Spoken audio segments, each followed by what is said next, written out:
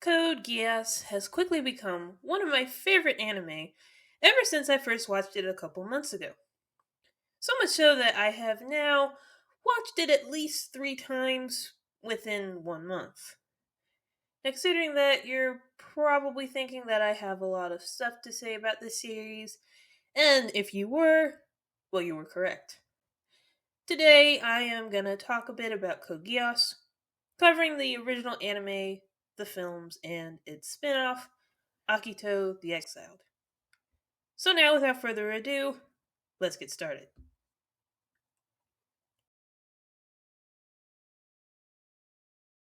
So I imagine that most of you have already watched Code Geass, but for the uninitiated, Code Geass is an original anime consisting of 2 seasons that ran from 2006 to 2008.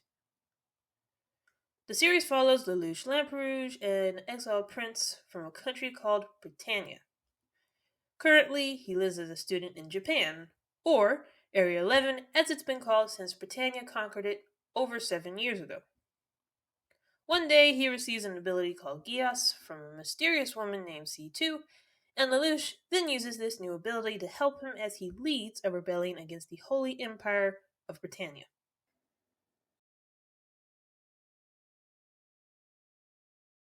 Okay, so I've got the summary out of the way, so now I'm going to talk about the actual series for a bit.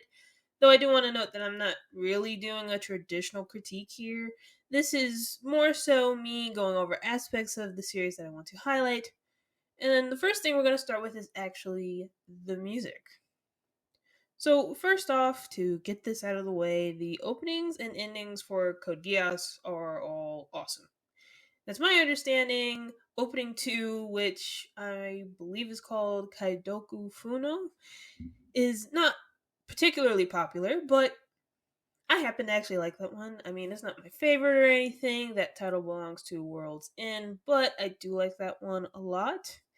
Admittedly, though, my most listened to opening song is Colors. Moving on, though, the score by Kotaro Nakagawa is overall very good. I don't know yet if it's one of my favorites, but it's effective, and there are some tracks that stand out and stay with me.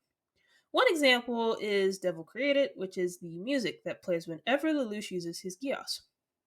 Nightmare, Zero, Matter Sky, and Fascination are a few other examples that stood out to me, with the latter two being used very well during the final episode. I will say though that my favorite parts of the soundtrack tend to be the songs done by Hitomi.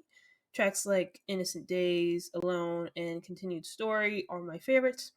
And what I like the most about those songs is the melancholic yet relaxing tone they all have, if that makes any sense. But that's it for the music. So now we're going to talk about the voice acting for a bit. So overall, the voice acting is pretty on point. Now, to be clear, I only really watched the English dub, so that's what I'm going off of here. Now, I know that certain parts of the anime community seem to hate on dubs, but as someone who's mostly a dub watcher, I have yet to come across a dub that I didn't enjoy, and Code Geass has a very good one. In fact, from what I can tell, it's a lot of people's favorite way to watch the series, and I get that for sure. Because all of the dub voice actors do a great job, with Johnny Young Bosch's performance as Lelouch being the obvious standout here. Before this, I was only really familiar with him as Ichigo from Bleach and Artemis from the Sailor Moon Viz dub. So his performance here was definitely an experience, and I have to say that I was pretty impressed overall. He was quite good. But outside of Bosch, I really liked Yuri Lowenthal as Suzaku, Karen Strassman as Colin, and I got a real kick out of Liam O'Brien and Crispin Freeman as Lloyd and Jeremiah, respectively. So yeah, the dub cast is all around awesome, but I do want to add that I do also enjoy the Japanese cast. Now, I only really got to know their performances through the recap movies, but even so, those guys are great.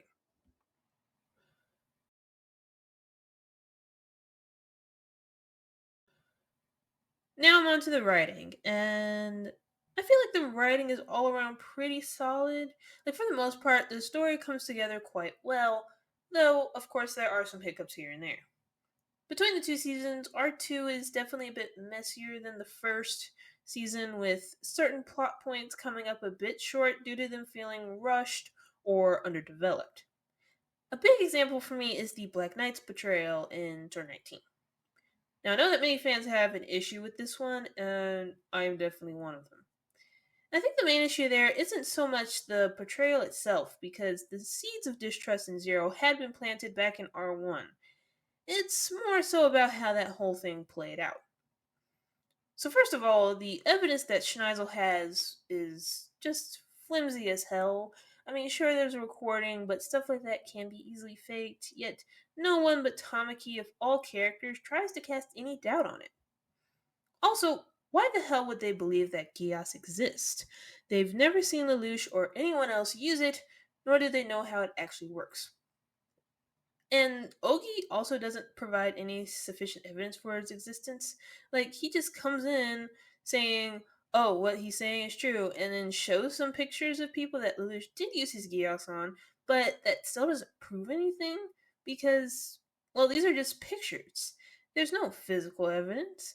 I mean, yes, there's Valletta, but all they would have to go off of there is words. So, unless she showed legitimate proof, again, they have no reason to believe in this, but, you know, everyone just went along with it and there were no real questions asked. There's also the fact that Toto never brought up the Gias Order massacre when he easily could have. Like, did the writers forget about that whole thing? I mean, seriously, it's just a whole mess, and as a result, the characters end up looking like a bunch of idiots. If you ask me, this is a plot point that should have gotten more than one episode. Maybe instead of everyone believing it instantly, they could have had Schneisel's claims and what Toto knows cast doubts, but then the Black Knights do an investigation of their own or something like that. You know, have this little subplot that lasts for a couple episodes or something. And I don't know, maybe that was the original idea. But as it is, it looks like the writers simply rushed this idea in order to get the story where they wanted it to go, which is why it's the way that it is. And there's other parts of R2 that do feel a bit messy, but I don't want to just list stuff, so real quick, I want to give my feelings on the whole Euphemia incident from R1. Now, I'm only bringing this up because this is another plot point that some people take issue with. Now, it doesn't really bother me that much, but I get the criticism for sure. The possibility of Lelouch's Geass going out of control is something that was sort of foreshadowed during the Mao storyline, so I don't take issue with that. The main hang up here is that it's just kind of weird how Lelouch uses such an extreme example in order to try to explain his Geass to Euphemia. And then, of course, that's the very moment his Geass goes out of control. It does feel a bit contrived, so I get it. Admittedly, though, I do let it slide for the most part because, well, it still worked for the story. But I said enough here, so let's move on to talking about the characters now. The characters of Code Geass are a perfect mixture of fun, complex, frustrating, and wasted potential. And if I really wanted to, I could talk about every single one of them. But then I'd be here all day, so instead, I'm only going to highlight a few, starting with Lelouch himself. And naturally, I'm starting with Lelouch because it makes the most sense, right? And there's a lot that I could say about him, but I don't want this to become an essay, so I'm gonna try to keep it short and sweet. Lelouch might be one of my favorite anime characters so far, and it's kind of hard for me to pinpoint one particular reason why, but if I did pick one, it would be that he is a freaking drama queen. Okay, I'm only partly serious about this one. But honestly, this boy is so unnecessarily dramatic with, well, just about every single thing that he does. I mean, for one, he's so serious that it can be unintentionally hilarious sometimes. Then there's how over the top his movements are, not to mention the maniacal laughter. Like, I swear, he behaves like he's in a high school play or something. But anyways, if I picked something more serious. I'd say it's how interesting he is, which is probably the most basic thing I could say, but oh well. Personality wise, he ended up being a way better character than I thought he'd be. I remember starting this series, and as soon as he's introduced, I got the impression that he'd be this very cold and calculating sort of character, which I was on board with, but I was hoping that there'd be more to him. Thankfully, I was proven wrong rather quickly, because while, yes, Lelouch can be very cold and calculating and arrogant, it's just one aspect of his personality. He's also very emotional and cares a lot about those he's close to, which can hinder him sometimes. Like with Suzaku, for example. Suzaku was always getting in his way, but still, he was never able to bring himself to really harm Suzaku in any way. And he also never really let go of their friendship, and you could argue that this sort of hurt him, at least on the battlefield. In the long run, it is good that he did value Suzaku so much because, well, how else could the Zero Requiem have worked otherwise? And there's also his actions. He does questionable things for the sake of his goals, and while most of the time I'm on his side, or at least see where he's coming from, there are times where I'm not. And I like that he's the sort of character where I can have somewhat mixed feelings for sometimes. But that's all I got for Lelouch for now. I know I could have said more, but like I said, I was trying to keep it short.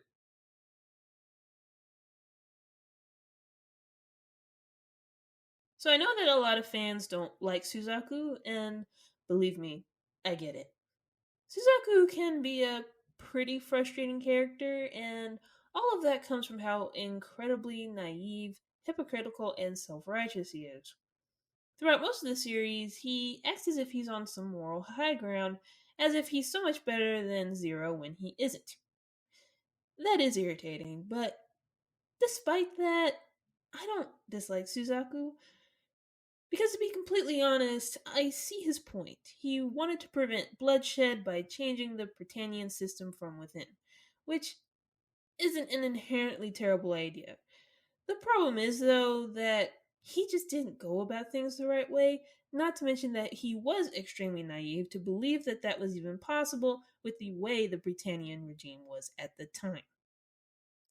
Also, I always kind of figured that his hypocrisy was the point, that it was part of a sort of character arc where he'd eventually see the errors in his initial beliefs and switch sides. So honestly, during my first watch of R2, instead of hating Suzaku, I spent most of the time just waiting for him to come to his senses, and I was pretty glad when that finally happened. I mean, it took a little too long if you ask me, but at least it happened. Outside of that, his dynamic with Lelouch is great. They're so ideologically opposed that it pulls them apart, but they ultimately come back together at the end. It's good stuff.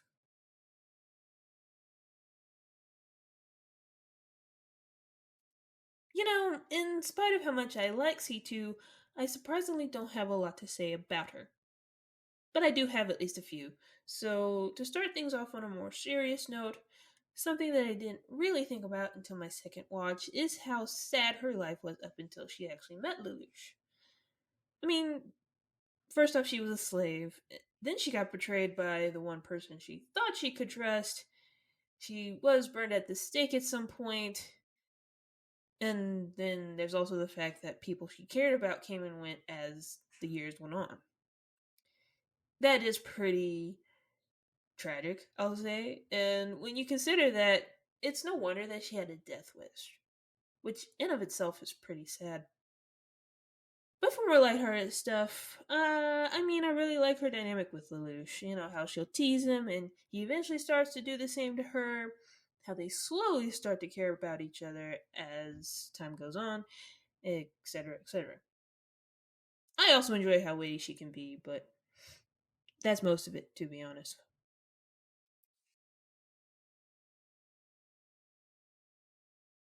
I just want to say that I really like Shirley. I know she's not the deepest character or anything, but there's just something about kind, cheerful characters that I tend to enjoy. Now, it did take a couple episodes for her to grow on me, but once she did, she became one of my favorites, and as a result, I felt so bad for her during that whole ordeal after her father died. Then, of course, there's her own death, which is heartbreaking, but also frustrating as hell. This is another example of R2 having messy writing. Like, I get the impression that the writers had no idea what to do with Shirley in R2 because at first it seems as if they actually wanted her to be Lelouch's girlfriend for a bit. But then, for some reason, they changed their mind and killed her off the very next episode after the relationship was established. It's weird, and I find it disappointing because there was some potential here. Like she could have become a part of Lelouch's inner circle and helped him out or something along those lines, but nope, we didn't get that. Instead, Rollo killed her, and that was the end of it. Quite disappointing.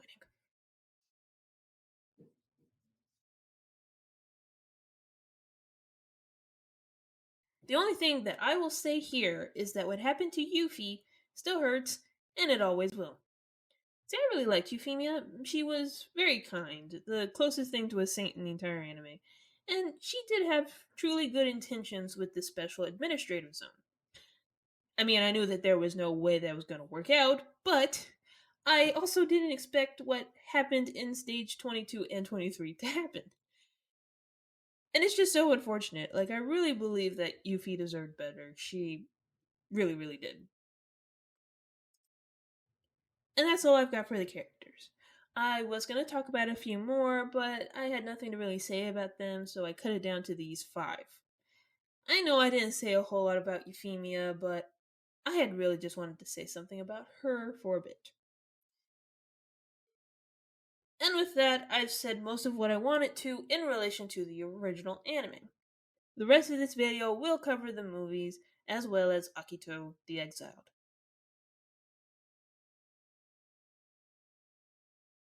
Okay, so now we're on to the movies: Initiation, Transgression, Glorification, and Resurrection. For those who don't know, these four films make up an alternate timeline of sorts, with the first three being recap films that have noticeable changes from the original anime, while the fourth is a sequel to the first three and tells an all new story.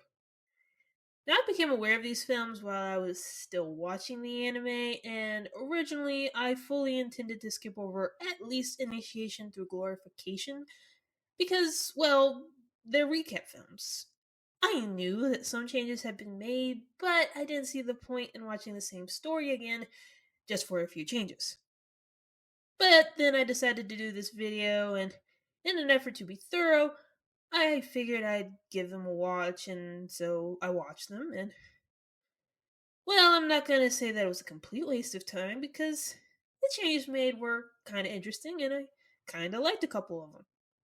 For one, Shirley didn't die in this timeline, and I think that's cool. I mean, they ultimately didn't really do anything with her, but hey, she didn't die, so I'll take it.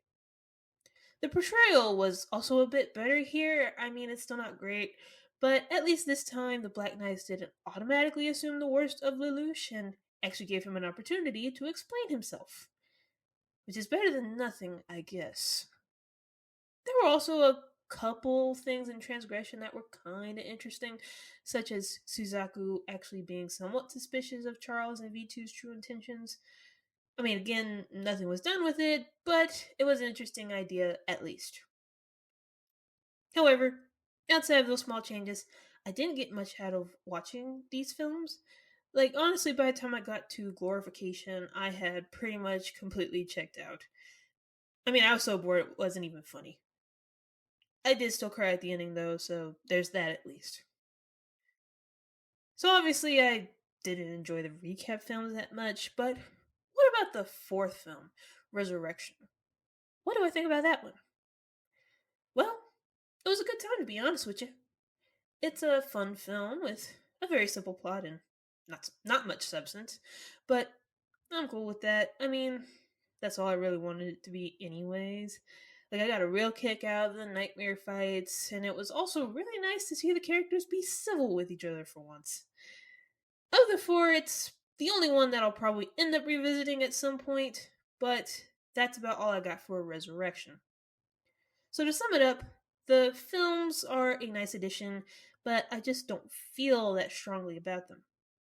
To be honest, I kind of wish that the first three had made more changes. Not because the original story is bad, obviously, but because that way the film would have been more of their own thing rather than just recaps. Plus, I would have had way more to say here, but oh well, it is what it is.